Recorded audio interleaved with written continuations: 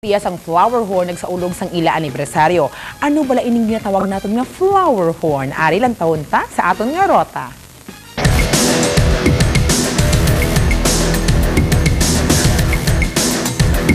Isa ka tuig ng Hiligaynon Flower Horn Society. Isa ka grupo sa mga mahuyugon magupot kag magsagod sang flower horn. Isa ka sahay sang isda nga kilala bangod sang pinasahi nga katahom sini.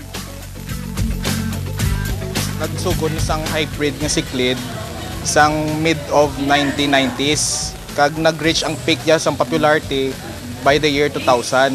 Kag ang by mga 2003-2004, di na sa nag-peak ang popularity diri sa Philippines. Nagsubong lang kiti nagbalik ng engganyo ang mga tao na magalaga sini sang amo nga tawag nga flower horn. Apang sa kalamuon sang pwede alagaan nga bala flower horn gid.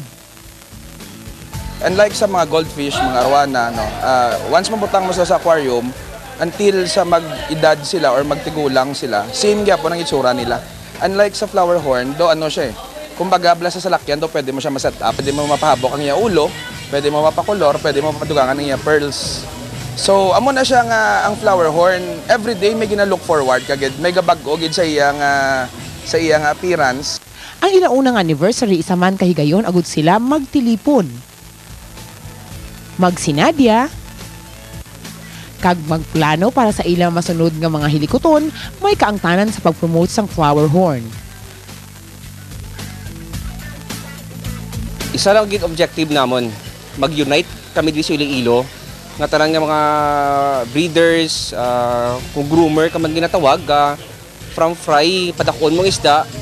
Isa lang ginamon nga gusto matabo dira, maging united kami. Para biging happy tanan bala, makashare kami ideas. Halin diri sa arangkada, panginbulahan gid sa inyo. Kagabay pa nga malayo pagid ang inyo malabot.